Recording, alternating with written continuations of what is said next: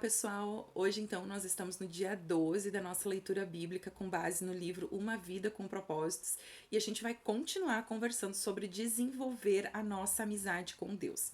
E uma das frases que o autor ele traz aqui logo no início do livro, desse capítulo, é que você está tão perto de Deus quanto escolhe estar.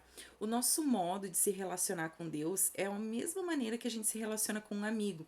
A mesma maneira que a gente trata um amigo que a gente quer perto e que a gente quer desenvolver algo, é a mesma maneira que a gente tem que tratar Deus também. E para a gente desenvolver uma amizade com o Senhor, é necessário com que a gente se envolva, com que a gente se aproxime, com que a gente mergulhe de fato profundamente assim dentro dessa relação. Então é necessário com que a gente seja intencional. Mas para ter um profundo relacionamento com Deus, é preciso que a gente se disponibilize a isso, que a gente se coloque aberto a essa relação. E isso significa se entregar para algo novo, se entregar para gerar um vínculo com Deus.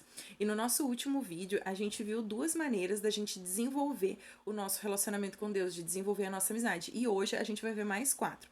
O primeiro deles é que a gente precisa ser sincero com Deus. Sinceridade é um elemento fundamental de qualquer tipo de amizade, inclusive da nossa com Deus. Isso é primordial. É absolutamente importante que a gente seja sincero.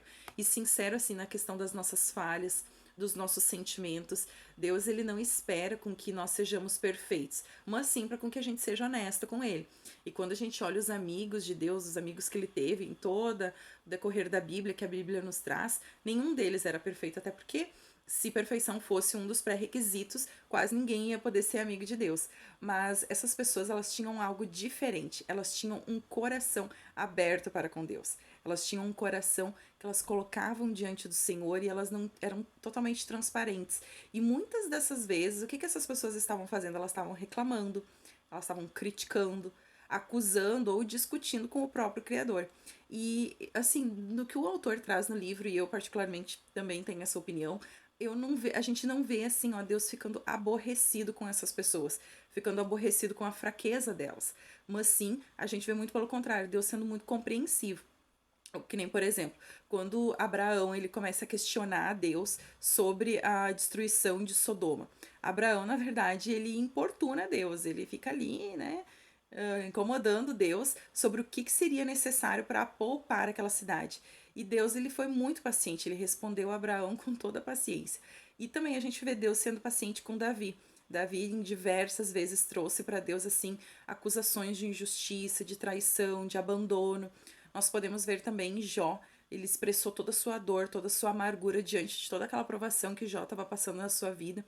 E Deus, inclusive, tem um momento em que ele defende Jó por ele ser sincero e ele repreende os amigos de Jó por não agirem com sinceridade.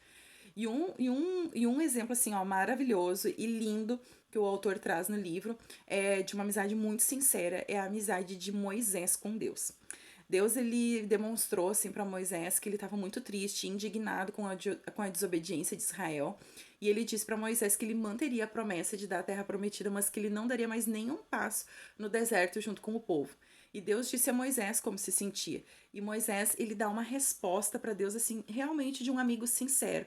E eu quero ler, inclusive, essa passagem que está lá em Êxodo 33, do verso 12 ao 17, em que Moisés fala o seguinte: Moisés disse a Deus, o Senhor: É verdade que me mandaste guiar este povo para aquela terra, porém não me disseste quem irá comigo. Disseste que me conheces bem e que estás contente comigo.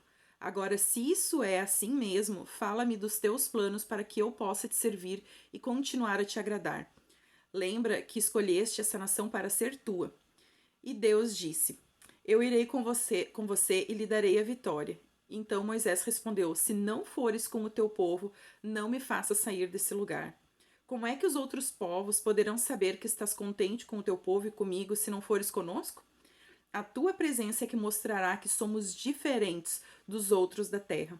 O Senhor Deus disse a Moisés: Vou atender o seu pedido porque conheço você bem e você conseguiu a minha aprovação.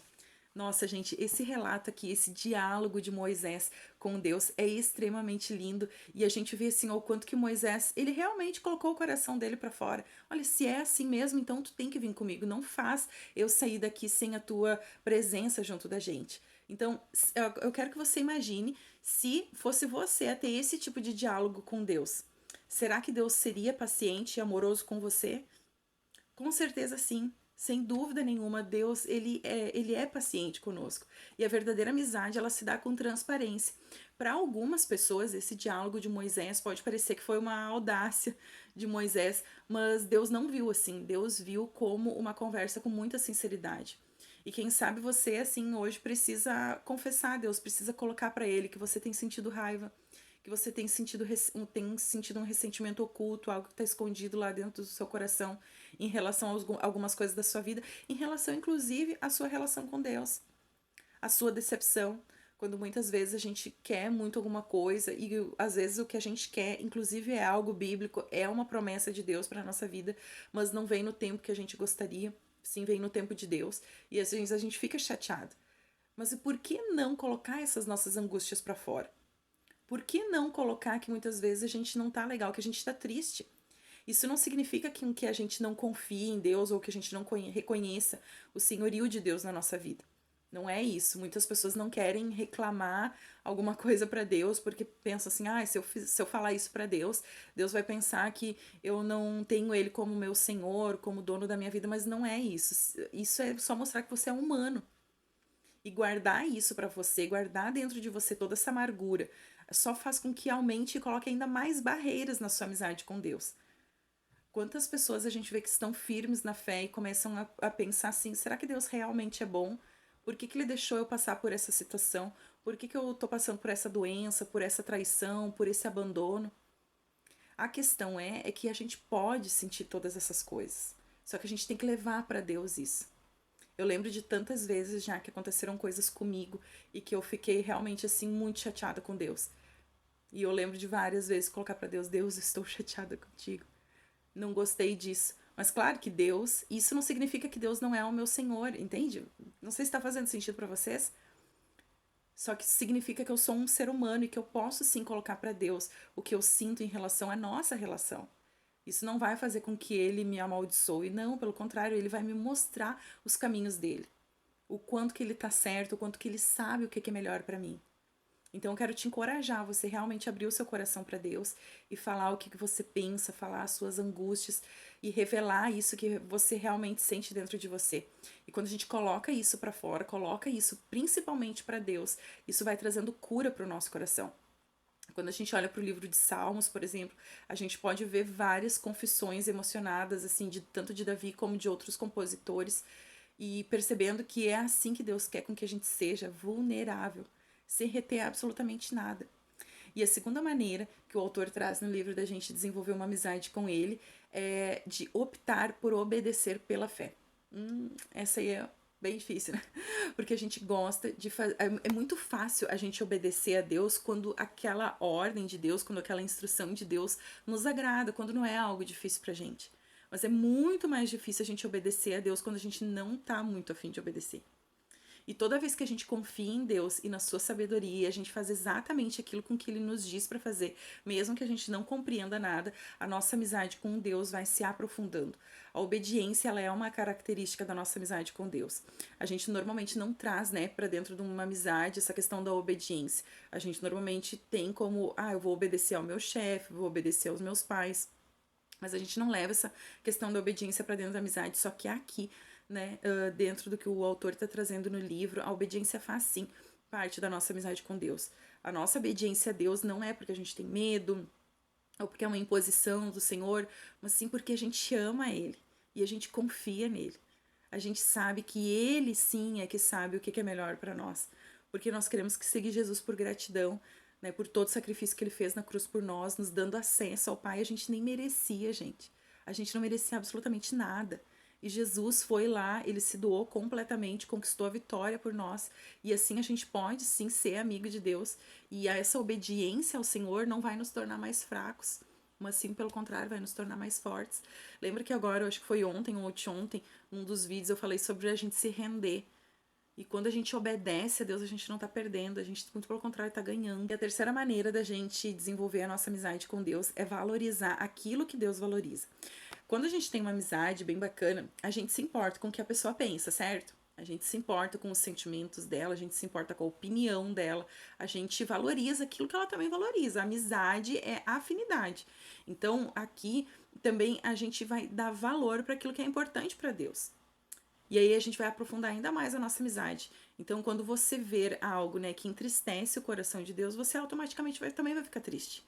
Quando você vê algo assim que traz sofrimento a Deus, você também vai sofrer, você também vai sentir essa dor. O apóstolo Paulo, inclusive, ele é um exemplo disso. As prioridades de Deus eram as prioridades dele. Tudo que Deus desejava era o que o apóstolo Paulo também desejava. E nós podemos perguntar o que é importante para Deus. Se a gente se fizer essa pergunta, o que será que é importante para Deus?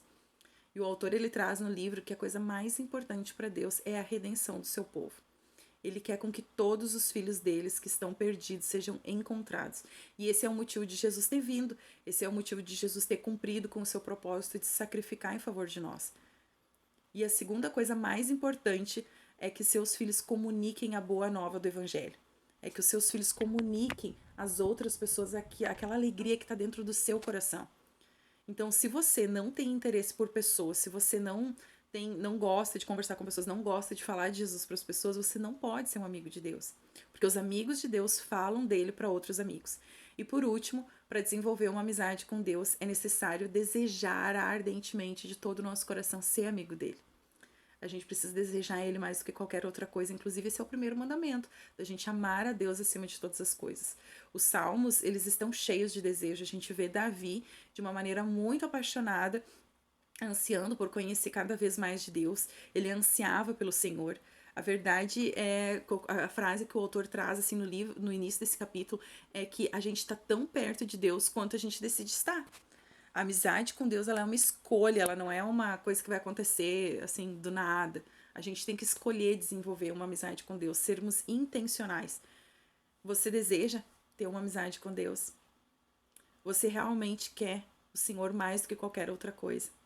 Qual é a importância disso para você? Será que vale a pena a gente se sacrificar algumas coisas da nossa vida por causa dessa amizade? Será que vale todo o esforço de desenvolver alguns hábitos para a gente ter mais intimidade com Deus? Pode ser que você daqui a pouco já teve um dia uma amizade profunda com Deus e hoje talvez está um pouco desconectado, está um pouco distante de Deus. Mas e o que você pode fazer a respeito disso? Será que não dá tempo de voltar? Será que não dá tempo de voltar a desenvolver uma amizade com Deus? Porque Jesus está te esperando, de braços abertos, sem julgamento, querendo só o teu coração ter um tempo com você. E a nossa pergunta para reflexão hoje é: quais escolhas práticas eu posso fazer hoje para me aproximar ainda mais de Deus? Eu espero que esse vídeo tenha abençoado essa vida. Se abençoou, peço que você curta, que você compartilhe ele. Se você ainda não se inscreveu no meu canal, se inscreva aqui. Um abraço, que Deus abençoe.